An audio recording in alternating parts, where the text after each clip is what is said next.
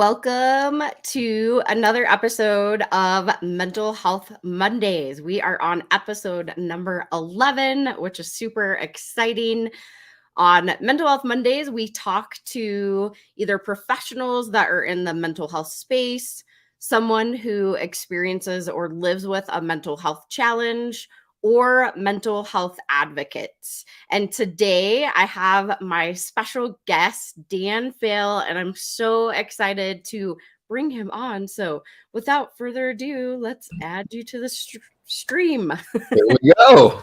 Hi, Dan. Thank you so much for joining me. I appreciate you jumping on. Of course, Kelly. Thanks so much for having me. I appreciate it. Yeah. So tell the audience a little bit about yourself. What do you do? Okay. So when you ask a professional speaker, like, what do they do? And then we try to keep it short. Like that's the problem. So again, my name is Dan Faill. So for about 15 years, I worked in the higher education space. So I advocated for students and student organizations to have safe and productive and memorable student experiences. For about the last almost 5 years now, I've been a professional speaker, coach, and consultant, all within that same higher education space. Again, advocating for really the conversations that matter between organizations and people, and just to make us better human beings. Yeah, I love that one of your taglines, I guess you could say, is having conversations that matter. And even though you speak about all different types of topics, it's still all conversations that matter. I think so, right? Like everything, when you think about it, relationships are at the core of everything we do, business, personal, whatever, it doesn't matter. So it's always been around creating that good conversation, the good relationship, the good rapport. And I think regardless of whatever the topic might be, that level of engagement is what's missing. Definitely. Yes. And I know that one of the topics that you speak on, and I know we were talking a minute ago, but it's like the male aspect, right? Like I've had actually several women on here, but I've only had a couple men so far. So I would love to have you speak about that too. Yeah. So one of the topics that I speak on, I call it redefining Superman. And so it's fun because I get to nerd out for a little bit. Fun fact, I used to work for Stan Lee back in the day. Oh. Again, that's just, you live in LA, and when you're a nerd, that's the best place to be. But I realized part of that conversations that we weren't having as men is to really understand, like, why do we feel like we have to be this, like, the perfect superhero with the chiseled body and all the things? Because your boy is not genetically predispositioned to look like that, right? Like that's just not a thing. Because we often talk about body dysmorphia from a women's perspective, but never from a men's perspective, right? Because I grew up on like He-Man and Thundercats, and like just the perfect with the chisel and with the 18 abs and this 70-inch biceps.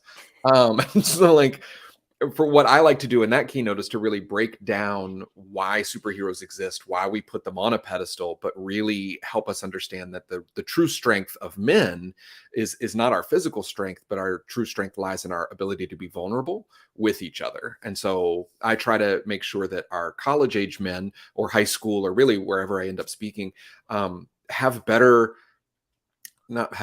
feel more comfortable sharing bits of themselves. Or should someone share with them, like, how do I receive that, rather than just being like, oh dude, that sucks, let's go drink. Because that's what happened to me, right? Like I had a really bad breakup in college, and I didn't, one of my roommates was like, hey, let's go to the gym. And I was like, when have you ever seen me in the gym? Like, this is not a thing for me. And so I used alcohol as a coping mechanism for a majority of college. And so I want men to feel like they can share when they're hurting, rather than feeling like they can't do anything, to be able to share those experiences and really bond on a true level. And it's hard, it's difficult, because I don't know that we being society, or we being administrators, as a former administrator, I don't know that we did a great job setting up our young men, for success on how to share, or how to ask better questions, or how to show up for that friend when they need it most, or even how to have I'm a little worried about you. No, bro, I'm fine. Okay, cool. And then we just go about our day. I think those different conversational abilities are sorely missing, and not only trainings and conversations, but really, I think in what we've missed as educators. Yeah, I mean, it is a huge topic. At least for me, I my son is 6 years old, so I personally, living in the mental health space, hate the phrases like "get over it," "suck it up," and it drives me bonkers.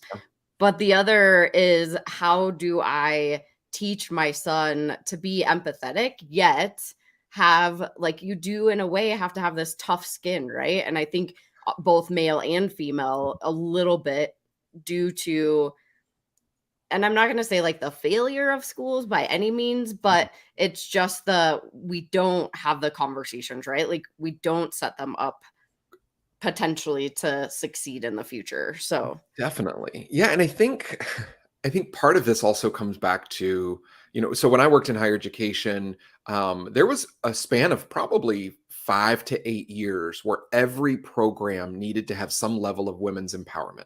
mm, Right? What's the women's empowerment program? What are you doing this month for your women? And there was a lot of emphasis. So I mean, and I bought into it. My daughter was born around the same time, so I was like, women's empowerment, yes. And we focused so much on that. And so let me finish this train of thought before judgment starts on all fronts. I think we did so much women's empowerment that we did no men's empowerment. Now, again, I acknowledge that for the last couple of millennia, everything has been men's empowerment. I would actually argue that it's been men in power, not mm, necessarily empowerment.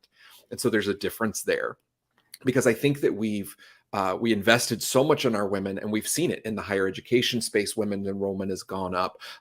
Women that are running for leadership positions. I mean, we've got a female vice president. We had a candidate for president. I mean, so there's so many aspects of women's empowerment to really help break down the fact that, like the general patriarchy should no longer exist the way it does, either systemic or lived, or even like, I mean, we can go into a much larger piece about racism and classism and everything. We won't get there yet, but I do think that in the midst of doing all the women's empowerment, we neglected to give the right skills to the men to understand and adapt to change, or to say like, hey, this feels uncomfortable for me. How am I making sense of said emotions? And so we've done a disservice in a little bit. Again, not to point fingers at an education system, because I think if we point fingers, I got 3 pointing right back. So yeah. like, I got to own the fact that I also didn't. And so there was an amazing article. I think it was the Wall Street Journal or the New York Times. But there are roughly 1 million fewer students enrolling in education, and a vast majority of that is men. And one of the quotes from the young man, which just stood out, said, "I just feel so lost." Wow. And what I'm seeing across the board is that men aren't running for leadership positions on campus. They are becoming less engaged because it's easier to just not try, sit back, play some video games, hang with my friends, not feel judged. But then am I even growing as a person? And that's part of where I see my calling and my task is, we can engage, we can do those pieces, but we just forgot to give some of those skills back in the day. Yeah, and what was popping up into my head, what is my son's school, they literally have 2 men in that whole elementary school as teachers, and all the rest are women, which, I mean, that's great, but also it's like, he happens to have one of the male teachers this year, and all the kindergartners, 1, because he loves reptiles, and he always has them in this class, but 2, because it's that male figure, and they don't have that as much in the schools. So that is interesting to me. Mhm. And the other thing that popped in my head is, last year with our film festival, we had more films that were submitted that were men's mental health centric than we ever had. And I thought that was so cool, Mhm. because we don't talk about that enough, right? Like we all, like you said, we very much are in that empowering women, which Mhm. I think is amazing. However, also, how do we empower men in the mental health space too? Exactly. So, Yeah, and my son is 10. And so, one of the other impetus for creating that keynote, was, so my daughter, I nicknamed her Sporty Spice. Like she plays all the sports and really well, and she's just a badass. And so like she does all of that. When he was younger, he was like, well, I'll do soccer too. And this, I mean, he was probably 5, 4 or 5, something like that. And so I remember my ex-wife, my spouse emeritus, as she likes to be called. We took him to the soccer field, and he hated playing. I don't like using the word hate a lot. Hated playing so much. He was the one like watching grass grow on the soccer field, regardless of what position he was in. And I remember at halftime, at one point, he came off the field, and this is when all the little kids just like chase the ball. They don't know positions. Yeah. But he came off the field, and we were like, buddy, like, what you doing? Right? Like, come on now. Like, you got to do something here. And I was like, you know what? Maybe I could talk to the coach. What's your favorite position? And he said, substitute. Okay. Like without missing a beat, was substitute. Okay, cool. What's your second favorite position? Goalie. Third favorite, defense. I was like, do you just not like to run? He goes, Dad, I hate running. And I was like, you, apple, tree, high. Like that's exactly what it was. And I, in a moment of sarcasm, said, well, then why are we even here if you don't like to play? And he comes back, he thinks about it for maybe 3 seconds and says, well, I just want you to cheer for me like you do for my sister. Oh, wow. Right? Like that hits it as a parent, it hits hard of like, oh my God, I just set my child up for failure. And so we were like, well, what do you want to do? And he didn't even know that there were other options other than sports. So there was a musical theater class at school. He was like, well, I really like that. And when we said, well, let's find you some theater stuff and some acting things, he lit up, and he's really started to come into his own over the course of the last 5-6 years, which has just been fascinating. And as a parent, that's what you want to see, is that them owning who they are. And that's the sort of encouragement and support that I wish I had thought about prior to soccer. But by the way, we still made him finish the season because commitment is a thing, right? So like, but like we found, and he's been able to do acting, and he's done some commercials and theater, and so he's been able to really grow into who he wants to be, rather than who I think he should be or who he thinks we want him to be. And that's a part of what I'm seeing from K through 12, but then also higher education as well. A lot of men are just like, well, I'm here because it was expected that I come, right? I'm here because my parents said I have to go to college.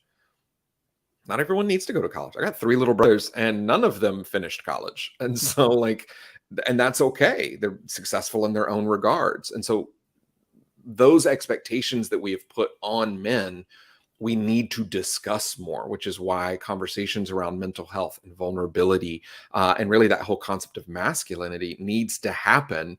But we need to create the space where men feel brave and comfortable enough sharing that. I have found that it is difficult, especially in a co-education space, for men to feel like they can break down and really just kind of like say, I don't have my life figured out and I'm scared.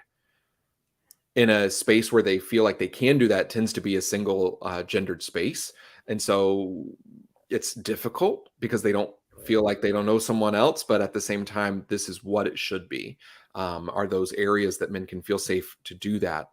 And the most fascinating conversation that I'll kind of leave this thought train with is, I was in a workshop, and there was a young man who said, it was really just kind of venting. And he was like, like my girlfriend says that she wants someone who is open and vulnerable and caring and all of this. But the second that I start to cry, she's like, whoa, whoa, whoa, whoa, like not that vulnerable. Like, what are you doing? Like, man up. And the girlfriend who said she wanted a vulnerable man is then telling him that that's not what she wants via her actions and her words. And so he's like, I don't even know what I'm supposed to do. Wow. And so I think he was like, and I jokingly was like, there's an issue that when we've got that we're allowed to show 2 emotions, right? We can be angry or stoic, or we can be angry at sports, right? Like that's kind of it. And that's all we're allowed to do or talk about as men. And that level of conversations needs to change. Yeah. No, it definitely, I mean, I think all the conversations around mental health, men, women, all of it are great conversations to have. But I know that at one point in time, I read either an article or I don't even know, it was a while ago, but they were talking about how to, or one of the most important things to teach your son is empathy. And it can be a learned skill.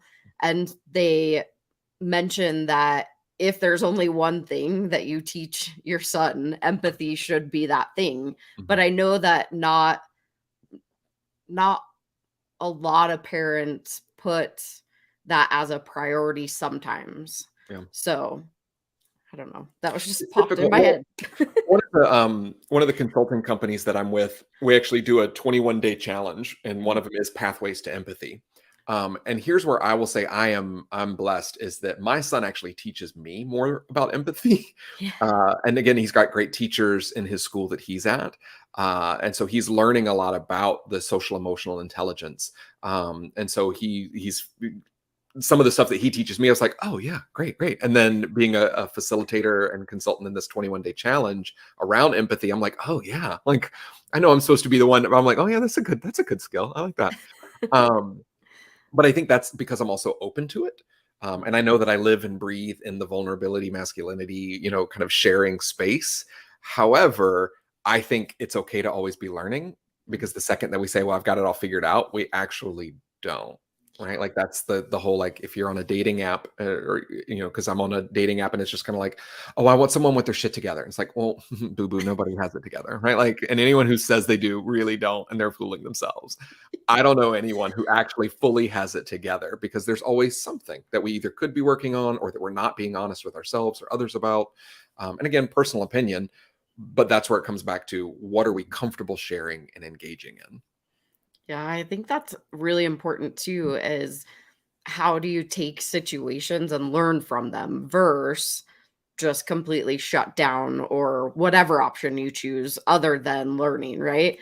I have found that that has been one of the biggest things that I've learned over time, is that I need to continue to learn, and I need to continue to keep my mind open, and there's unlimited amount of options. It doesn't just have to be black and white. There really is. And I was in a conversation very similar on a StreamYard with another guy who runs in Canada, runs a lot of the mental health groups for men, right? Like masculinity, men's health groups. And we were chatting and we came up with this concept, and I'll share it. And so, everyone feel free to borrow it, tag me. But like, I think it was this concept of, when men go to the gym and we're about to lift something really heavy, we have a spotter. And we're comfortable being like, hey man, can I get a spotter real quick? Right. And so it's just because that it's a short-term commitment of just like, hey man, can you just come help me real quick? And it's to help lift something very heavy. But what if we also had emotional spotters? Who are those people that we could call to be like, hey, I just need somebody real quick? And how do we engage those people? Because it's heavy lifting. One of my closest friends, James Robalata, is another professional speaker in authenticity, vulnerability space. And, he shows up for me in ways that are absolutely what I need when I need that. When I was going through something hard, he was like, how do you need me to show up for you right now? Wow. And I don't know that I'd ever been asked that question. How do you need me to show up for you? And I was like, what do you mean? And he said, well, do you need the friend? Do you need the confidant? Do you need the coach? Do you need the, let me kick you in your butt? Do you need, like, who do you need? And I was like, yes, like all of them. I want all of them. But I think that's part of it, is how are you showing up for other people? And for guys, we need to not put down when someone's going through some hard stuff. The man up, be a man, right? Because look at the memes from Will Smith that's crying, or the Michael Jordan, as soon as males show emotion, all of a sudden it's a make fun of the person for a meme. And we want vulnerability, but yet as a society, we're not willing to like be accepting when that happens. So that's why it's more important than ever that we continue to normalize the masculine vulnerability. Yeah, it's definitely a topic that you want to just shake people, right? Like, never shake a baby. But why as a society do we feel like we want it but we can't have it, or that's like a whole nother topic. But I think it's important to acknowledge. And one of my friends we were talking about, like, same thing, how do you show up? But it's like, hey, is this a venting session, or would you like me to actually help find a resolution, right? So you can give people choice of, hey, it's okay, like, if you need a vent, I'm totally here. I just need to know what my place is and Mhm. how I'm showing up for you. Or do you want me to help you find a resolution for whatever's happening? So I love that you guys did that Yeah, also. I think another fascinating piece there is how men bond versus how women bond. And so when I had student leaders in my office, I would often go with the guys and just do like a walk around campus while we do our like one-on-one check-in. So like, hey, how's everything going in your organization? What do you need to talk about? That sort of stuff. Because men learn, grow, develop as like shoulder to shoulder. So like we are there together moving forward. Whereas women, and again, this is all very like genderized, very like stereotypical pieces, because I'm sure the studies are very old, but like women tend to do in circles, like eye to eye. And Mm. so the women would not want to go on a walk. They'd be like, let's just sit and let's talk it through, whatever they're going through. Whereas the guys, and maybe it's just they don't want to make eye contact, but I found that the male students that I worked with were more open as we just walked around campus and just did like a lap or two. Or I would be like, let's go grab coffee, like my treat, in which case that tends free food is the best 2 4-letter F words for college students, right? And so moving through that regard, like being able to go on that like mini adventure or journey is so important. And so when we think about rituals and rites of passage, that piece for men is important. And so what does that look like? And how can we incorporate those aspects into raising our own kids or others that we engage with? That's such a good point, and something that I didn't ever consider before is, I mean, of course, the way that you approach people is going to be different. Could be based off the gender too, but that's a good thing to acknowledge of, if I'm with a male counterpart, like, how do we move together versus that eye to eye, which is usually my go-to thing of like, let's talk it out, right? And Mhm. they're like, whoa, a little aggressive. Yes. So I love that you brought up that point too. Yeah. And I know, so I'm going to shift just a little bit, because I know there's this other topic that you talk about that I am really interested in. So share a little more. Well, I'm assuming that you mean my intersection of alcohol and consent. Yes, Okay, yes. perfect. I don't want to make the wrong assumption. Right. Yeah. Yeah, so and again, all within an effort to create conversations that matter. The stories that I share really come from a place of let me illustrate, let me show how easy it is to share some of these stories, which can be very difficult. I talk about very heavy topics, but in a way that are fun and engaging. And so one of those topics is the intersection of alcohol and consent. Really, it's the intersection of blacking out and consent. And there's some irony in that statement because when you are blacked out, you cannot give consent. And so, again, working with college students for as long as I did, I found a lot of value in being able to make the distinction between blacking out and passing out. Well, why do you want to drink this much? What's going on in your world that, and so like when students would be brought in my office as like a judicial officer, I didn't care that they were drinking at all, right? Like my first general like sanction for them outcome was like, let's meet in a week. But I just want to know how things are going. Like, what's going on out of curiosity? Why did we choose to drink that much? Oh, I was just blowing off some steam. Okay, well, what's busy in your life? Like, what is going on? Mhm. How are you feeling? And so, and I think those are those pieces that sometimes students just need to be heard, and sometimes our people just need to say what's on their brains rather than just, oh, I'm fine, I'm busy. Right? Like, what are those things? Um, for me, in that intersection piece, like I mentioned a little bit ago, I had a very serious girlfriend in college. We broke up. It was a mutual breakup, but it doesn't mean it didn't hurt. And so rather than growing and learning and becoming a better human, I went to where I know would not break my heart, which was alcohol. Mhm. And that became my coping mechanism for feelings, basically. And so there were times where I would just drink so much that I would black out. Now, the interesting part about that is that I am a functional blackout. So what does that mean? It means that I could be having a conversation just like this, and you would never know that I've been drinking all night, all day, whatever it might be. So I don't, I don't slur my words, which I like to jokingly call talking in cursive. So like I don't, or like I don't do those things, and I don't know that students for the most part, or people for the most part, are on a mission fully because nothing is going on in their life. I think that there's something that makes them want to go down that path of, I'm just going to binge drink.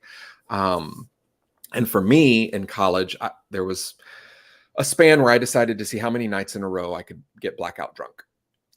And on day 13, I could not get out of bed. So that was 12 nights of not remembering, what happened, how much I drank, how I got home, like anything. Now I'm sure that I had roommates, and I'm sure that I had friends reach out like, are you okay? Like what's going on?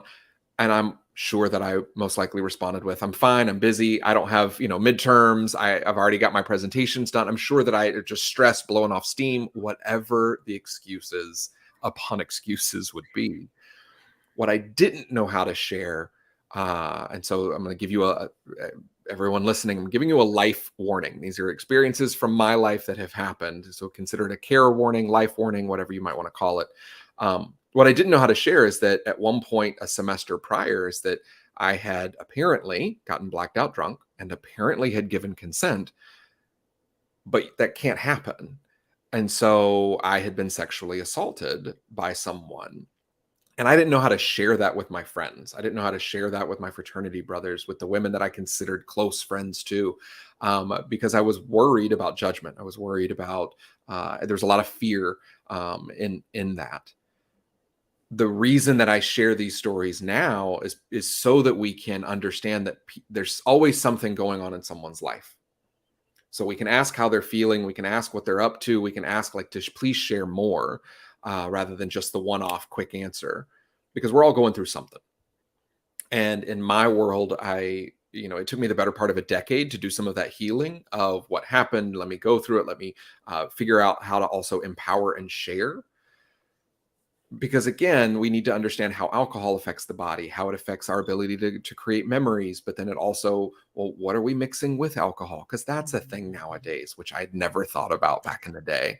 And so the way that I've crafted the keynote itself and the workshop is to really understand what alcohol does to the body. But before we even get to that point, I take us on a vulnerability journey. And so I share some of the stories that I consider funny, and like how ridiculous we look when we're dancing and when we've got just enough liquid courage, because again, these are not easy topics. So I need you to understand that I'm with you, that this is not, I'm not making fun of anything, but it shouldn't have to be or feel soapboxy or preachy or whatever words that we want to use, judgmental. It should be like, this is a conversation. I want us to have a conversation around this. So we talk about alcohol, what it does, how it affects the brain, what it does to our body. Discuss like the role that consent plays, and that if you are drinking, where is that line? Because the interesting part is that you don't know for anyone where their lines are. Some people say that as soon as you have that first drop of alcohol, you can't give consent. Philosophically, I disagree with that. However, most campuses have different policies. Actually, not most. Every campus has a different policy when it relates to consent. So I can't speak to that campus by campus. But what I can speak to is, how do you make the choices when you are drinking too much? Who's your go-to person that can like shoulder tap you and be like, hey, it's time for us to go home, right? Like, and who are those trusted individuals? Or like, how do you do bystander intervention without calling it bystander intervention? Right? Like, I worked with one women's group. They were known as the bubblegum group, right? Like the bubblegum, like GUM. And so I was like, I need to know more. Tell me more. And rather than saying like, like shoulder tapping and be like, what would our founders say? Or like, what would your best friend say? Or like, this is not appropriate. You're going to bring shame upon the organization. Whatever that might have been. They just kind of would shoulder tap and be like, if you're going to keep making out, your breath stinks and we should probably go get some gum. Right. Or they would just be like, hey, do you have any gum? Or, hey, let's go to the bathroom and get some gum. And so gum became the, like, almost jokingly, but at the same time, a very easy way to intervene and not ruin it, not make it awkward, not do anything bad, but really kind of intervene in that moment, interject, and kind of like separate something that could be regrettable. And Wow.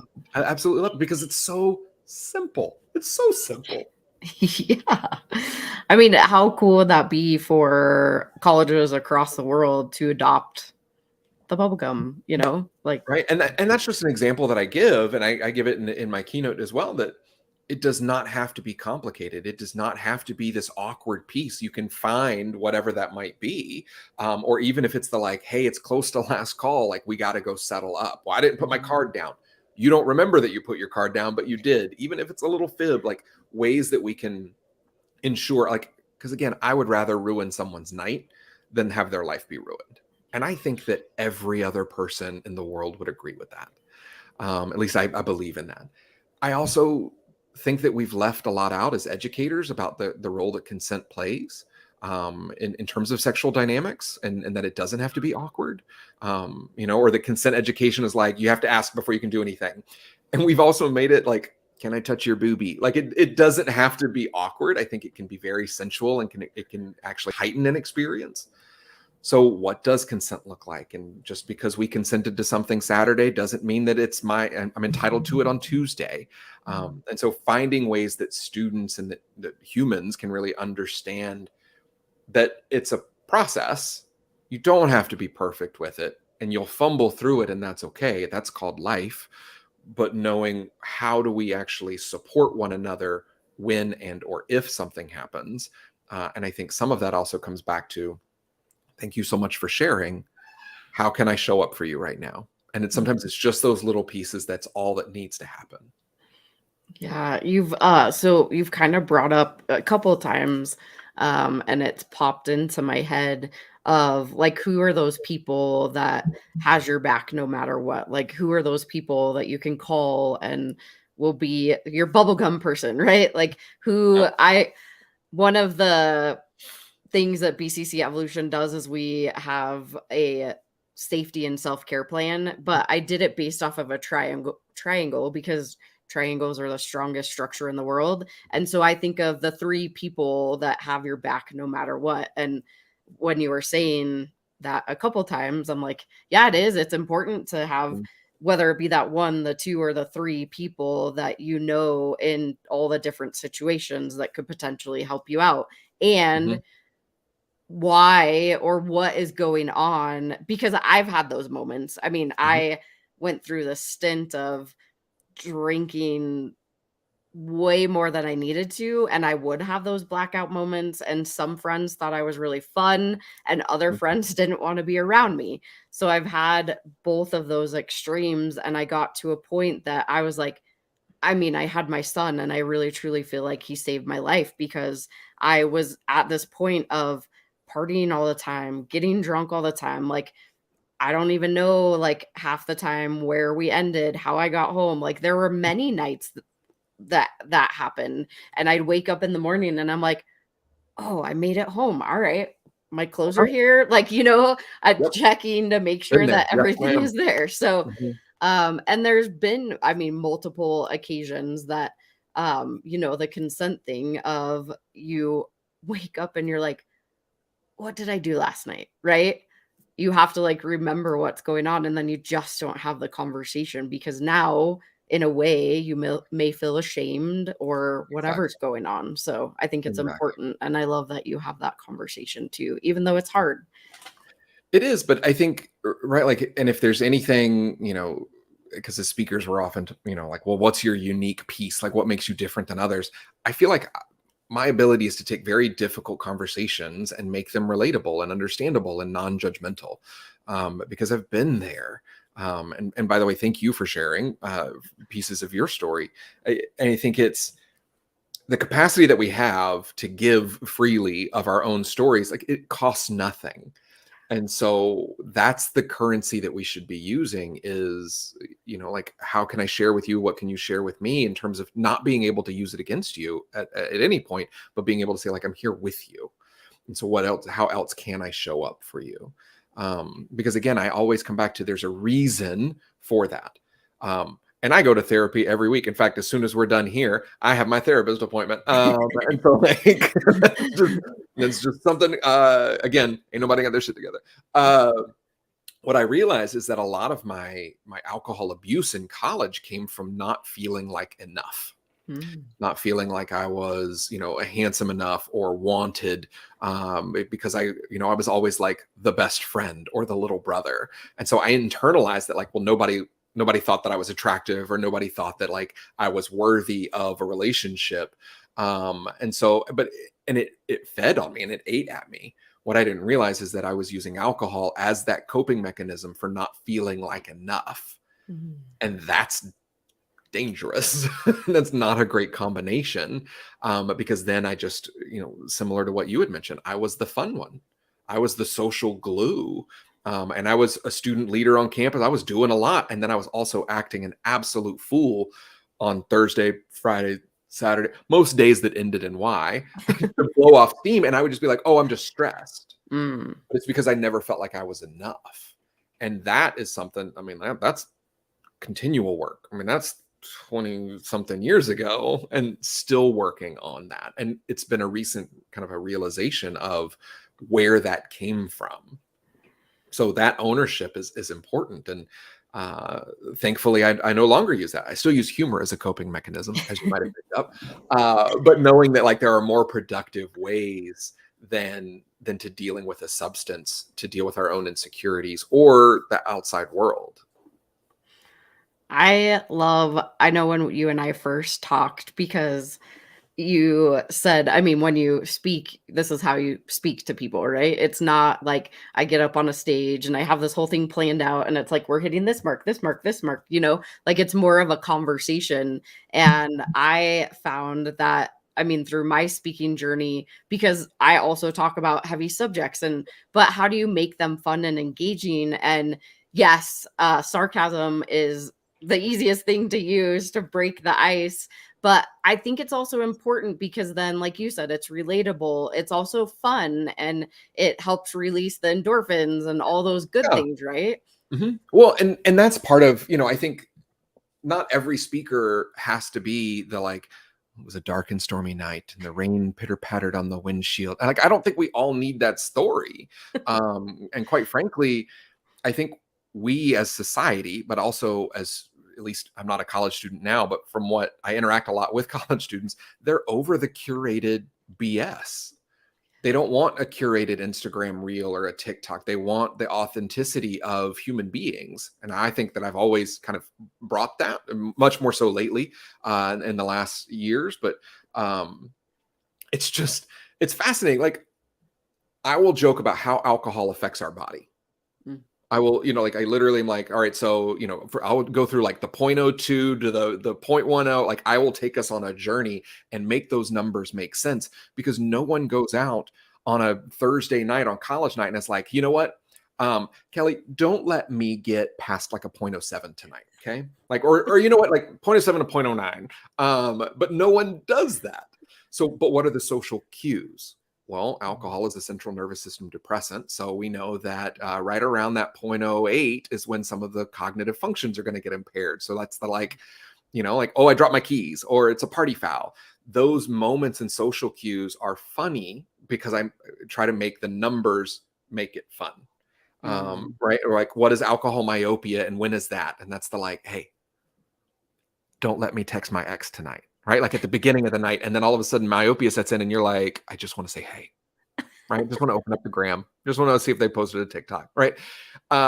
There's ways to make that entertaining. And like I said, like talking in cursive, it's just slurring your words, but it's a funny way for them to engage and to understand that. And that's just one example of numbers can be funny. We just have to make them make sense in a human nature piece. And it's not necessarily a skill. I think anyone can work on it. Just like, empathy and empathetic listening can be a skill that you work on. But then what does that look like on a general speaker front to make the dull and monotonous memorable and engaging? Yeah. And I love that. also. There was like a couple aha moments that happened for me that I am like, oh yeah, I mean, you can make like the numbers exciting or change the words. And I think it becomes much more memorable at that point anyways, because you're like, if you go out and drink, you're like, I'm at, now I'm talking in cursive, or, Yep. like those little things will probably pop up for your audiences. So Yeah. tell if anyone wants to find you or they want to hire you as a speaker, how can they do that? So thankfully, the last name Faill, not super common, and Dan Faill, it was available on all social media platforms. So I am at Dan Faill, DanFaill, on all social media platforms. Instagram, Twitter, probably the easiest. And then I'm also danfaill.com. So that's the absolute easiest. If you need to slide into some DMs, feel free to do so. And then my email address is dan@danfaill.com. So again, try to keep it very simple. Very simple. Yes. I know when I was trying to go get my website, there's a lot of Kelly Hansons. So, Yeah. I had to Well, add my middle name in there to get a little different. well, and I didn't jump on the Gmail train quick enough, and so I missed the Dan Faill at Gmail. However, back in the day, still got my Dan Faill at Hotmail account. Now, granted, please don't use that, anybody. It's still there, but it's more of the spam account. But yeah, and I think jokingly, like again, conversations that matter. The other topics that I do talk about are imposter syndrome and that feeling of being enough, but then also leadership and failure. If your last name is Faill and you become a speaker and you don't have a keynote on leadership and failure, like it's an absolute missed opportunity. But again, I think those are all pieces that fall under that umbrella of conversations that matter that we're not having, but we're worried about. I love it. And I'm so thankful that you came on today because I know that you have a plethora of knowledge and yes, that would be a bad if you didn't utilize Faill somewhere in one of your keynotes. Yeah, that would have been a missed opportunity for sure. So thank you so much for coming on. I greatly appreciate you. This was so entertaining and interesting, and making it not awkward was really good. Thank you. Right? Like that's the win. That's what I often tell other speakers when you speak for college students or educators or anybody. Like the win is, hey man, that didn't suck. Like if a dude comes up to me after a keynote, it's like, hey, that didn't suck. That's the win. Yes. My job here is done. And so to not make it awkward, like I'm happy to do so. Yes, I appreciate that. Well, thank you for joining me today. I really, really am so glad that you chose to come on. No, thank you so much for having me. I appreciate it. And thanks for the work that you do. I think it's powerful, and keep cranking. Thank you. I appreciate that. Of course. All right. Well, that was episode number 11 of Mental Health Mondays. We're actually booked like through April with guests, and I'm so excited to bring on a plethora of people who are giving us life skill information, people who are giving us the professional side of mental health, and those that live with and experience mental health challenges. So again, we can't do this without your help. If you want to, not if, you should become a mental health warrior. I totally said that backwards. See, not about perfection at all whatsoever, but you can become a warrior for mental health today with a donation of $20 or more to BCC Evolution. And it goes to all of our mental health educational programs and our Be Kind to Your Mind care packages. Specifically, we do them for teachers and hand them out also for healthcare providers and military. So become a warrior for mental health today. I didn't bring my shirt down. I totally meant to. But if you've watched any of the other episodes, you can get a super cool warrior for mental health shirt to show your support for BCC Evolution. Because again, we can't do all of this without your help. And I so appreciate Dan coming on today for episode number 11. And we will catch you next Monday, same place, same time, 11 a.m. Mountain Standard Time on the YouTube channel or on the BCC Evolution page. Bye.